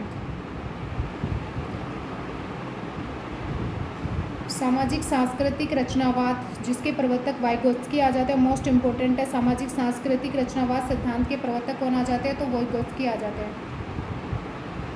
इनका कहाँ के निवासी आ जाते हैं, रूस के आ जाते हैं। सामाजिक कारक एवं सांस्कृतिक, वाइगोत्स्की का मानना है कि बालक के संज्ञानात्मक विकास पर सामाजिक कारकों का प्रभाव पड़ता है, इसीलिए वाइगोत्स्की को सामाजिक रचनावादी व उसके सिद्धांत को सामाजिक रचनावाद के नाम से जाना जाता है। सामाजिक अंतःक्रिया, वाइगोत्स्की के अनुसार बालक सामाजिक अंतःक्रिया के माध्यम से सीखता है, अर्थात यानी कि बालक का संज्ञानात्मक विकास अंतर्वैयक्तिक सामाजिक परिस्थिति में संपन्न होता है। ठीक है, अब हम बात कर लेते हैं भाषा एवं विचार। 0 से 2 वर्ष इस अवस्था में शिशु अपने हाव भाव तथा छोटे छोटे शब्दों के माध्यम से सामाजिक अंतःक्रिया करता है। 2 से 7 वर्ष इस अवस्था में बालक भाषा का प्रयोग केवल सामाजिक संचार के लिए ही नहीं बल्कि स्वयं के व्यवहारों के लिए निर्देशित करने के लिए करता है। इसे आंतरिक संभाषण या निजी संभाषण भी कहते हैं। इसमें बालक भाषा की अभिव्यक्ति बाह्य रूप से करता है। जिन प्याजे ने इसे आत्म केंद्रीय या स्व केंद्रीय या स्व केंद्रीय अवस्था माना है। जिन प्याजे ने इसे कौन सी अवस्था माना? आत्म केंद्रीय स्व केंद्रीय अवस्था माना है। 7 वर्ष से जो है उसमें बालक भाषा की अभिव्यक्ति बाह्य रूप से ना करके चुपचाप करता है, अर्थात 2 से 7 वर्ष में किया गया आंतरिक संभाषण चिंतन का रूप ले लेता है। वोइगोत्स्की के अनुसार शुरुआत में भाषा व विचार अलग अलग होते हैं, लेकिन बाद में यह एक दूसरे पर निर्भर रहते हैं। एक जो है वो मोस्ट इम्पोर्टेंट है, क्योंकि यहाँ से बार बार क्वेश्चन किया जाता है। एक आ जाता है जेपीडी का सिद्धांत, जोन ऑफ प्रॉक्सिमल डेवलपमेंट, समीपस्थ निकटस्थ विकास का क्षेत्र, जोन ऑफ प्रॉक्सिमल डेवलपमेंट। तो जोन ऑफ प्रॉक्सिमल डेवलपमेंट क्या है? समीपस्थ निकटस्थ तो अभी तक हमारी 1 घंटे की क्लास हो चुकी है, तो मैं भी थोड़ा थक गई हूँ बोलते बोलते, पता नहीं क्या ही बोल रही हूँ। तो आप जो है वो थोड़ा सा रिलैक्स कीजिए, फिर जो है वो हम 2 मिनट का ब्रेक लेते हैं। 2 मिनट के बाद में जो वो वापस अपना स्टार्ट करते हैं, तो वो 2 मिनट का ब्रेक लीजिए सभी, और फिर 2 मिनट के बाद में जो हम शुरू करते हैं।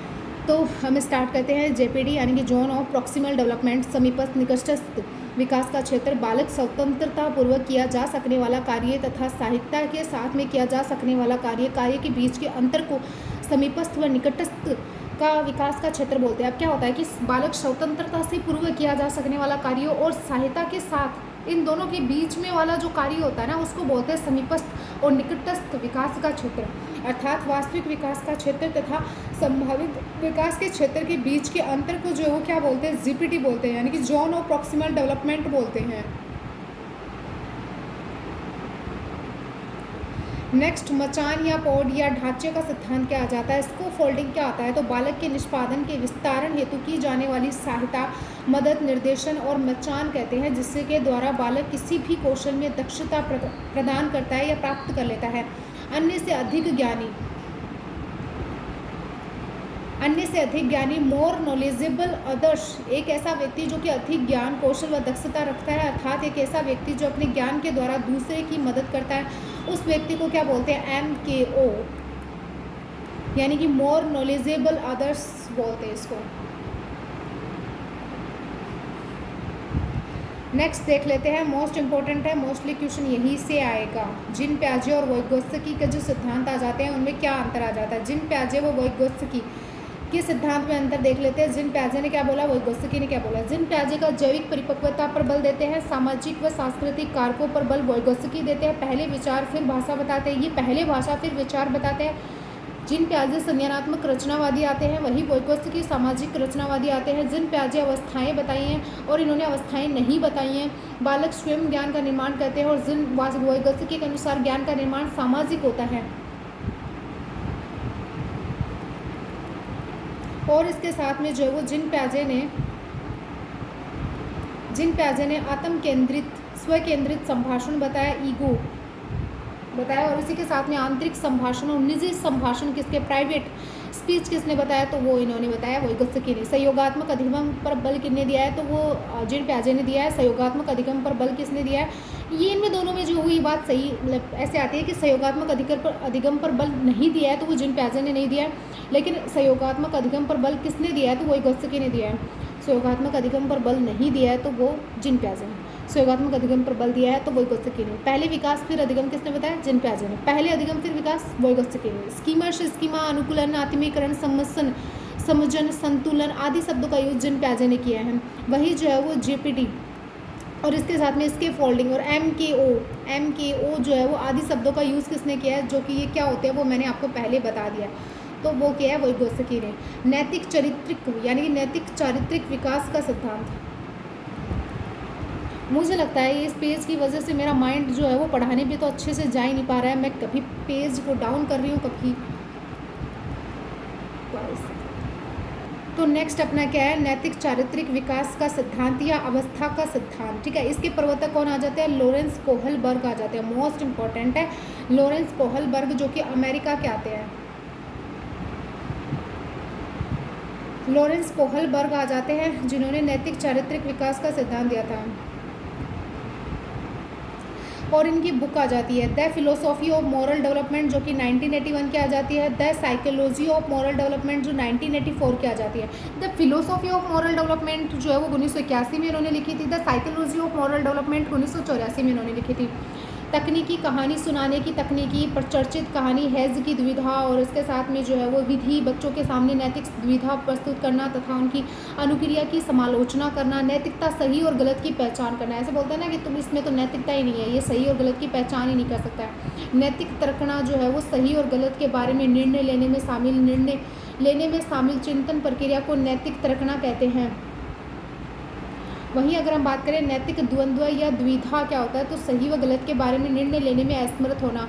नैतिक विकास जन्मजात नहीं होता है, बल्कि इसे सामाजिक परिवेश के द्वारा अर्जित किया जाता है। मुख्य रूप से नैतिक विकास बाल्यावस्था से प्रारंभ होता है। कोहलबर्ग ने नैतिक विकास सिद्धांत की 6 अवस्थाएं बताई हैं। इनमें से 3 स्तर में बांटा है इनको, जो वो कितने स्तर में बांटा है? मोस्टली 6 अवस्थाएं बताई है, जिनको मोस्टली 3 स्तर में इनके द्वारा बांटा गया है। ठीक है, तो ये ध्यान रख लेना किसके द्वारा बांटा गया है, तो कोहलबर्ग के द्वारा बांटा गया है। उसमें से हम जो है वो पहले देख लेते हैं। पूर्व परंपरागत या रूढ़ी पूर्व स्तर जो है वो कब से लेकर कब तक है? 4 से लेकर 10 वर्ष तक। नैतिकता का बाह्य नियंत्रण इसमें रहता है। इस स्तर को 2 अवस्थाएं बताई है। इस स्तर की कितनी अवस्थाएं बताइए? 2 अवस्थाएं बताइए। पूर्व परंपरागत रूढ़ी पूर्व स्तर जो 4 से लेकर 10 वर्ष तक का आ जाता है, इसमें बाह्य नियंत्रण होता है। इसमें इस स्तर की जो वो 2 अवस्थाएं बताई हैं, आज्ञा एवं दंड की अवस्था, दंड एवं आज्ञा अनुमुखता की अवस्था, यानी कि आज्ञा एवं दंड की अवस्था और इसके साथ में दंड एवं आज्ञा उन्मुखता। वही अगर हम बात करें अहंकार की अवस्था, जिसमें कि अदला बदली की अवस्था होती है, साधनात्मक सापेक्षवादी उन्मुखता होती है, या इसको हम बोल सकते हैं जैसे का तैसे की अवस्था होती है। अगली हम देख लेते हैं परंपरागत स्तर, रूढ़िगत स्तर, जो कि 10 से लेकर 13 वर्ष तक का होता है। नैतिक व सामाजिक नियंत्रण होता है। इसमें प्रशंसा की अवस्था होती है, उत्तम लड़का अच्छी लड़की उन्मुखता होती है, सामाजिक व्यवस्था के प्रति सम्मान की अवस्था होती है। मोस्ट इम्पोर्टेंट है, ध्यान रखना। कानून व व्यवस्था अभिविन्यास होता है, कानून व व्यवस्था अभिविन्यास इसमें होता है। और इसके साथ में जो है वो इसको मतलब सामाजिक व्यवस्था के प्रति सम्मान की जो अवस्था होती है उसको कानून व व्यवस्था की अभिविन्यास भी इसको बोलते हैं। कानून व व्यवस्था अभिविन्यास भी इसको बोलते हैं। तो आप सिंपल सा आप समझ जाओ कि या लगा हुआ है तो इसी को बोलेंगे ना। चलो आज हमने मोस्टली 1 घंटे की क्लास कंप्लीट कर ली है। थोड़ा सा बचा है, बस 10 पेज और बचे हैं, ये और फटाफट से कर लेते हैं। नेक्स्ट हम देखते हैं पश्चिम उत्तर परंपरागत स्तर, जो कि 13 के बाद का माना जाता है। नैतिकता पर आंतरिक नियंत्रण होता है, सामाजिक समझौते की अवस्था, सामाजिक अनुबंधन व व्यक्तिगत अधिकार उन्मुखता इसको बोलते हैं। विवेक की अवस्था इसे बोलते हैं। सार्वत्रिक नीतिपरक सिद्धांत उन्मुखता इसको बोलते हैं। तो कोहलबर्ग के द्वारा जो वो एक जेंडर बेस्ड थ्योरी, कोहलबर्ग के सभी प्रयोगों के मुख्य रूप से पुरुषों को जो वो लिया है, यानी कि कोहलबर्ग के सभी प्रयोगों में जो वो मुख्य रूप से किसको लिया है, तो पुरुषों को लिया है। इसे लिंग भेद सिद्धांत भी कहा जाता है, यानी कि इसे क्या कहा जाता है, तो इसे जो वो लिंग भेद सिद्धांत भी कहा जाता है। वहीं अगर हम बात करें कैरोल गिल्लीगल के अनुसार, कैरोल गिल्लीगल के अनुसार मोस्ट इंपॉर्टेंट है, ध्यान रख लेना। कैरोल गिल्लीगल कोहलबर्ग के शोध सहयोग में से एक थी और साथ ही जो है वो अमेरिकी नारीवाद साथ ही जो है वो अमेरिकी नारीवादी मनोवैज्ञानिक थी। इन्होंने कोहलबर्ग के सिद्धांत की आलोचना की और कहा कि इनका सिद्धांत यानी कि जो कैरोल गिलिगन जो आ जाती है वो मोस्टली कहाँ की आ जाती है, तो ये अमेरिका की आ जाती है। और इन्होंने जो वो कोहलबर्ग के जो शोध सहायकों में से जो है वो एक थी, यानी कि जो कोहलबर्ग जो शोध कर रहे थे उनके जो सहायक थे उनमें से एक जो वो गिलिगन थी। और इन्होंने जो है वो कोहलबर्ग के सिद्धांत की आलोचना की और कहा कि इनका सिद्धांत जो है वो नारीवादी दृष्टिकोण का ध्यान नहीं रखता है, यानी कि फेमिनिस्टम का जो वो ध्यान नहीं रखता है, यानी कि नारीवाद का जो वो ध्यान नहीं रखता है कोहलबर्ग का सिद्धांत। जिन प्याजे का नैतिक विकास का सिद्धांत, तो इन्होंने अपनी बुक जो आ जाती है the moral judgement of the child के अंतर्गत नैतिक विकास सिद्धांत की 2 अवस्थाएं बताई हैं, जो 2 से 8 वर्ष पर्याप्त नैतिकता की अवस्था और इसके साथ में 9 से 11 वर्ष की स्वायत्त नैतिकता की अवस्था इसे बताया है। प्रायत नैतिकता की अवस्था कौन सी है, तो 2 से लेकर 8 वर्ष तक की बताया, या इसे हम क्या बोल सकते हैं, तो इसको हम जो वो वास्तविक नैतिकता, यथार्थ नैतिकता, या फिर इसके साथ में बंधन युक्त विवश दबाव की नैतिकता, या बाह्य नैतिकता, या नैतिक निरपेक्षता से बोल सकते हैं। इस अवस्था में बालक अपनों से बड़ों के साथ अंतःक्रिया करता है, अर्थात असमान अंतःक्रिया करता है। इस अवस्था में नैतिक विकास की जो भी संप्रत्यय विकसित होते हैं वे दृढ़, निरपेक्ष और अपरिवर्तनशील होते हैं।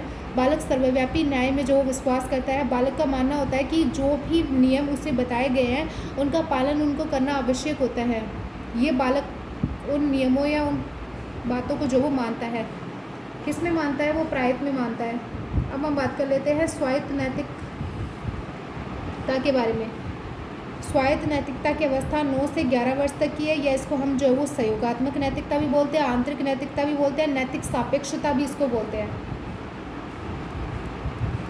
नेक्स्ट हम बात कर लेते हैं, इस अवस्था में बालक संगी साथियों से जो वो अंतःक्रिया करता है, अर्थात समान अंतःक्रिया करता है। इस अवस्था के बालक का मानना होता है कि नियमों में परिवर्तन किया जा सकता है तथा उनको मानना आवश्यक नहीं होता है। ये स्वायत्तवादी वाले बोलते हैं। बालक सर्वव्यापी न्याय में विश्वास नहीं करता है। एविंगहर्स्ट के अनुसार नैतिक विकास की अवस्थाएं, एविंगहर्स्ट के ने जो है वो नैतिक विकास की अवस्थाएं कौन कौन सी बताई हैं, तो वो हम पढ़ते हैं।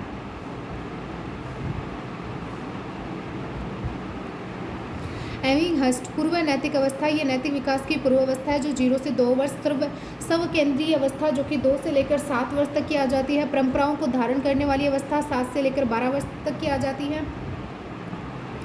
इसके साथ में स्व केंद्रित अवस्था, इस अवस्था में भी नैतिक विकास नहीं होता है। ये अहमवादी अवस्था होती है। जो भी कार्य बालक स्वयं करता है वह सही और किसी ने टोक दिया हो तो वो गलत हो जाता है। स्व केंद्रित अवस्था क्या होती है कि इस अवस्था में भी नैतिक विकास नहीं होता है। यह अहमवादी अवस्था है। जो भी कार्य बालक स्वयं करता है वह सही है और किसी ने टोक दिया तो वह गलत है।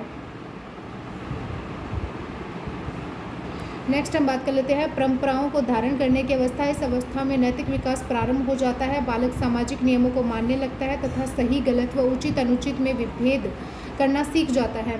इसे परंपराओं को धारण करने की अवस्था कहा जाता है।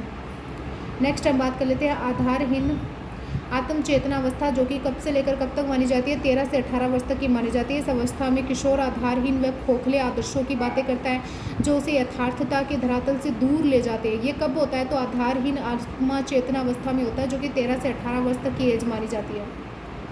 इस अवस्था में किशोरों का व्यक्तित्व सिगमंड फ्राइड के सुपर ईगो द्वारा संचालित होता है। इसीलिए इस अवस्था को व्यक्ति के जो है वो मतलब देवदूत कहा जाता है। इस अवस्था को क्या कहा जाता है, व्यक्ति को जो है वो इसमें देवदूत माना जा सकता है।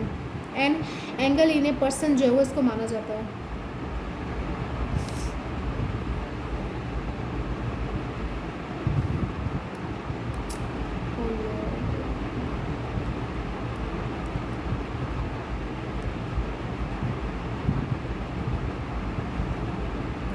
नेक्स्ट अगली हम देख लेते हैं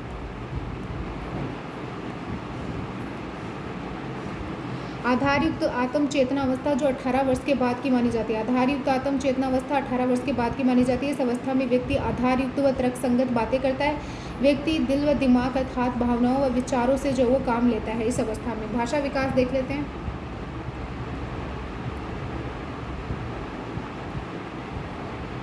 भाषा विकास पावलोव के अनुसार बालक शब्द व अर्थ के मध्यम संबंध स्थापित करके भाषा सीखता है। इस संबंध को पावलोव ने अनुबंधन, मोस्ट इंपॉर्टेंट है, नाम दिया है। अतः पावलोव के अनुसार बालक भाषा अनुबंधन से सीखता है।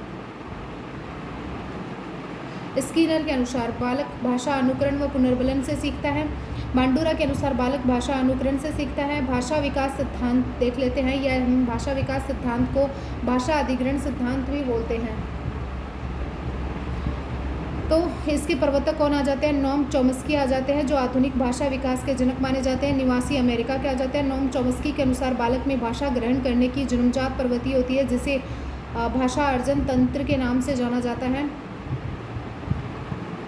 बालक जिस भाषा को सुनता है उसकी व्याकरण अपने आप सीख जाता है। इसीलिए इस सिद्धांत को जो है वो क्या कहा जाता है? ग्रामर थ्योरी भी कहा जाता है, यानी कि जेनरेटिव ग्रामर थ्योरी के नाम से इसको जाना जाता है। जेनरेटिव ग्रामर थ्योरी भी जो उसे कहा जाता है। नोम चॉम्स्की के अनुसार शुरू के 5 वर्षों तक बालक में भाषा ग्रहण करने की तीव्रता पाई जाती है, यानी कि नोम चॉम्स्की के अनुसार शुरू के 5 वर्षों में जो है वो बालक में भाषा ग्रहण करने की जो वो क्षमता पाई जाती है। नोम चॉम्स्की के अनुसार शुरू के 5 वर्षों में, मोस्ट इंपॉर्टेंट है, ध्यान रख लेना कि शुरू के 5 वर्षों की बात किसने कही है? नोम चॉम्स्की ने कही है। इसके बाद भाषा ग्रहण करने में कठिनाई आती है। नोम चॉम्स्की के अनुसार भाषा ग्रहण करने के 2 स्तर होते हैं। एक तो सही मतलब सतही संरचना होती है, जिसको एस संरचना के नाम से भी जाना जाता है, सरफेस लेवल के नाम से भी जाना जाता है। इस स्तर में बालक भाषा के शब्दों व ध्वनियों का ज्ञान ग्रहण करता है, जैसे सुनना, बोलना, पढ़ना, लिखना, लेकिन वह अर्थ समझने में सक्षम नहीं होता है, यानी कि वो अर्थ समझने में सक्षम नहीं होता। वही अगर हम बात करें गहरी संरचना, जिसको डी संरचना के नाम से भी जाना जाता है, यानी कि डीप संरचना के नाम से भी इसको जाना जाता है, डीप लेवल के नाम से भी जाना जाता है। इस स्तर में बालक शब्दों व ध्वनियों का अर्थ समझने में सक्षम हो जाता है तथा विस्तृत व्याख्या करने लगता है, जैसे कि चिंतन, विचार, अवधारणाएं आदि।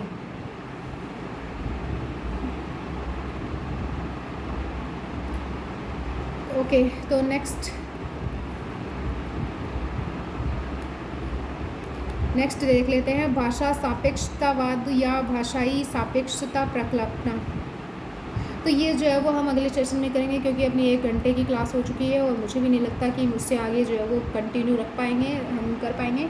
तो अब जो है वो ये हम अगले सेशन में रखते हैं। मोस्टली 3 सेशन हमारे हो जाएंगे, बट अभी तो मुझे लगता है कि अभी थोड़े पेज बचे हैं, तो ये तो कंप्लीट करवा देते हैं।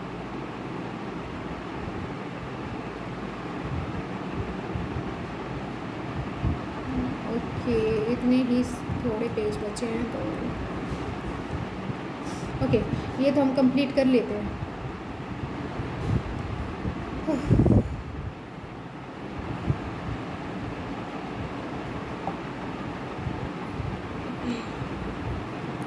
भाषा सापेक्षतावाद व भाषाई सापेक्षता प्रकल्पना, या इसको हम बोल सकते हैं स्पीर वहार्फ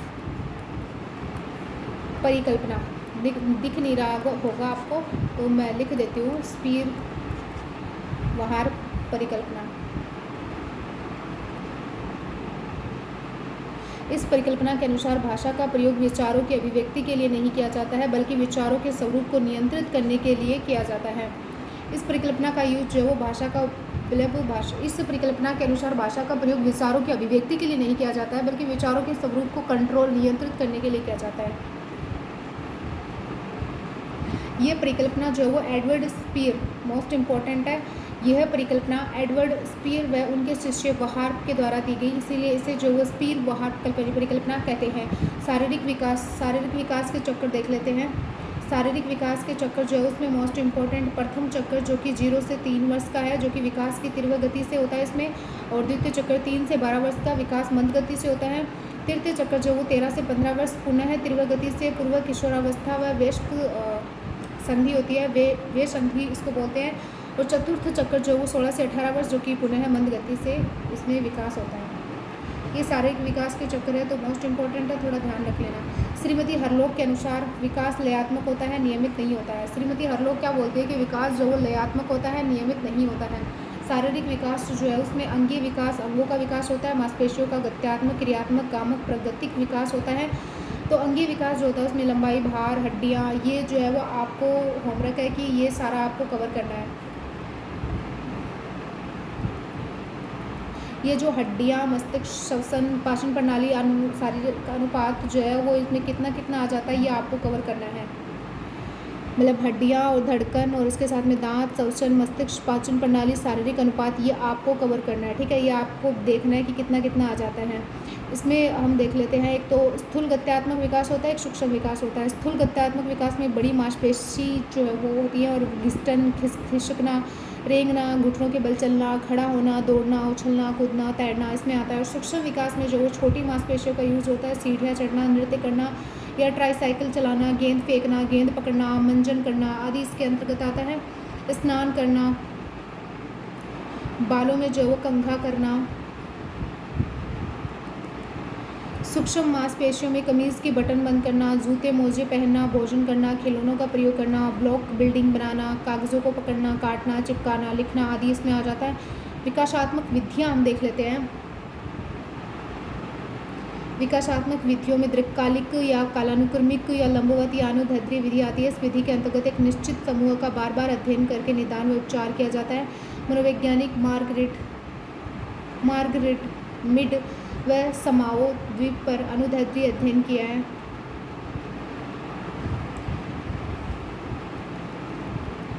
नेक्स्ट देखते हैं।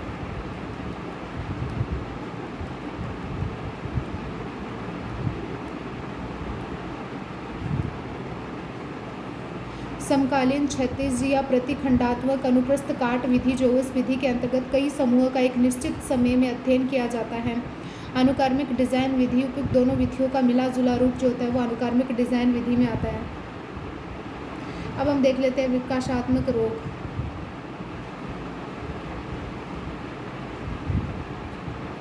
विकासात्मक रोग में स्वलीनता ये एक मस्तिष्क विकार है अर्थात तंत्रिका तंत्र संबंधी विकार है।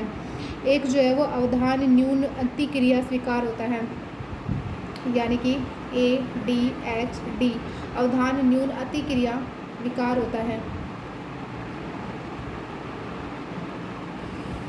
एक होता है वियोग दुश्चिंता विकार होता है।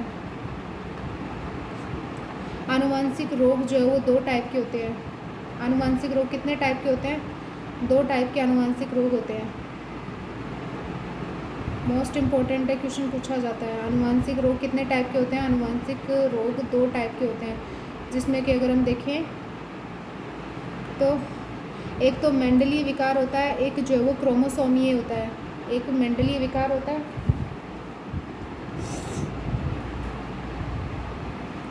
एक मेंडलीय विकार होता है, एक क्रोमोसोमीय विकार होता है। मेंडलीय विकार जो होता है जब जीन्स के DNA डीऑक्सी राइबोन्यूक्लिक एसिड में कुछ बदलाव होते हैं तो मेंडलीय विकार उत्पन्न होता है। वहीं क्रोमोसोमीय विकार जो होता है जब क्रोमोसोम गुणसूत्र की अधिकता या कमी होती है तो क्रोमोसोमीय विकार उत्पन्न होता है। हीमोफीलिया छोटी सी चोट लगने पे भी रक्त का न रुकना जो होता है वो हीमोफीलिया होता है। डाउन सिंड्रोम क्या होता है? जब 21वें गुणसूत्र की अधिकता हो जाती है तो उसको बोलते हैं डाउन सिंड्रोम। इसमें बालक का मानसिक विकास अवरुद्ध हो सकता है अर्थात वह मंगोलिज्म हो सकता है, यानी कि मंगोलिज्म हो सकता है। वर्णांधता यानी कि वर्णांधता, लाल व हरे रंग में विभेद करने में प्रॉब्लम होती है।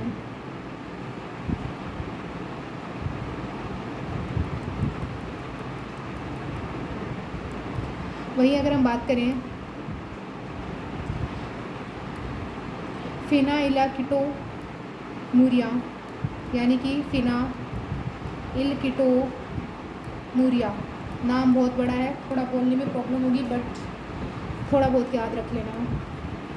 फिनाइलकीटोनुरिया जो है वो इसमें क्या होता है कि मानसिक दुर्बलता होती है, इसके साथ में थैलीसीमिया होता है, रक्तलापता, एनीमिया, खून की कमी हो जाती है। इसके साथ में क्लाइनफेल्टर सिंड्रोम, इसमें जो है गुणसूत्र की अधिकता हो जाती है। ये रोग पुरुषों में पाया जाता है, पुरुषों में स्त्रियों के लक्षण पाए जाते हैं। टर्नर सिंड्रोम क्या होता है? तो अक्ष गुणसूत्र की कमी, यह रोग स्त्रियों में अधिक होता है, स्त्रियों में पुरुषों के लक्षण दिखाई देते हैं। 2 मोस्ट इंपॉर्टेंट है, दोनों ध्यान रखना। तथा स्त्रियां जो है वो बांझ भी हो जाती हैं। क्या हो जाती है स्त्रियां? तो बांझ की स्थिति इस रोग की वजह से हो जाती है। मनोविज्ञान विज्ञान, अब हमने क्या कवर कर लिया है? तो मोस्ट इम्पोर्टेंट है, हमने क्या कवर कर लिया है? तो हमने मनोविज्ञान को कवर कर लिया है, मनोविज्ञान की शाखाएं कवर कर ली हैं, बाल विकास का इतिहास देख लिया है, अभिवृद्धि व विकास में अंतर देख लिया है, विकास क्रम में होने वाले परिवर्तन हमने देख लिए हैं, विकास के नियम देख लिए हैं, विकास को प्रभावित करने वाले कारक जिसमें कि हमने देख लिया वंशानुक्रम को, वातावरण को, परिपक्वता को, अधिगम को, और इसके साथ में विकास की अवस्थाएं हमने देख ली हैं, जिसमें श्रीमती हरलोक का देख लिया है, कॉलसैनिक का देख लिया, रोस के अनुसार देख लिया, सेले के अनुसार देख लिया, और इसके साथ में हमने जो वो जॉन्स के अनुसार जो वो भी देख लिया, और इसके साथ में शैशवावस्था, बाल्यावस्था और किशोरावस्था, भोजन संबंधी विकार जिसमें कि हमने कौन कौन से देख लिए हैं, तो वो हमने एनोरेक्सिया नर्वसा देख लिया है, बुलिमिया नर्वसा देख लिया है, बिंज ईटिंग डिसऑर्डर देख लिया, विकास के सिद्धांत देख लिए हैं जिसमें कि हमने मनोविश्लेषणात्मक सिद्धांत जो कि सिगमंड फ्राइड महोदय कहा जाता है वो हमने देख लिया है, मनोलैंगिक विकास सिद्धांत सिगमंड फ्राइड का वो देख लिया है, मनोसामाजिक विकास सिद्धांत रिक्शन का वो आ जाता है, पारिस्थितिक सिद्धांत यूरी ब्रॉन बैनर का हमने देख लिया है, संज्ञानात्मक विकास सिद्धांत जीन पियाजे का वो हमने देख लिया है, संज्ञानात्मक विकास सिद्धांत वोइगोत्स्की का वो हमने देख लिया। तो देखो हमने कितनी चीज़ें कवर कर ली हैं, और मुझे नहीं लगता कि इतनी चीज़ें आपको यूट्यूब पे किसी ने इतना ज़्यादा कवर करवाया होगा। नैतिक विकास का सिद्धांत लॉरेंस कोहलबर्ग का वो देख लिया, नैतिक विकास सिद्धांत जीन पियाजे का देख लिया, नैतिक विकास अवस्था एविंग हस्ट की देख लिया है, भाषा विकास का सिद्धांत नोम चॉम्स्की का देख लिया, भाषा सापेक्षता प्रकल्पना का सिद्धांत स्पीर हार्फ का सिद्धांत हमने देख लिया, परिपक्वता का सिद्धांत जो कि गैसेल के द्वारा दिया गया वो हमने देख लिया है, और इसके साथ में शारीरिक विकास जो अंगी और गत्यात्मक आ जाता है वो हमने देख लिया है। अब हम बात कर लेते हैं नेक्स्ट, विकासात्मक विधियाँ देख ली हैं, विकासात्मक रोग देख लिए हैं, आनुवंशिक रोग देख लिए, सारे कवर कर लिए, कुछ भी नहीं छोड़ा है, सारी चीज़ें एकदम थ्योरी के साथ में, कॉन्सेप्ट के साथ में, शॉर्ट तरीके से सब कुछ कवर कर लिया है। अब एक छोटा सा वीडियो और आएगा जो कि इसमें मोस्टली 15 पेज हो रहा है, तो वो हम नेक्स्ट सेशन में कर देंगे। तो ये अपना कंप्लीट हो चुका है मेरे अकॉर्डिंग, बहुत ज़्यादा बेहतरीन तरीके से मैंने आपको पढ़ा दिया है, सारी चीज़ें कवर करवा दी है। बस आप ओनली ये क्लासेस ले लेना, बहुत है, इससे आगे आपको कुछ नहीं पढ़ना है, बहुत है, इतना ज़्यादा पढ़ ले तो साइकोलॉजी में रिटर्न से क्वेश्चन कहीं गलत नहीं होगा। तो अगर वीडियो अच्छा लगा हो तो लाइक शेयर और सब्सक्राइब जरूर करें, टेलीग्राम चैनल जरूर ज्वाइन करें। Thank you and bye.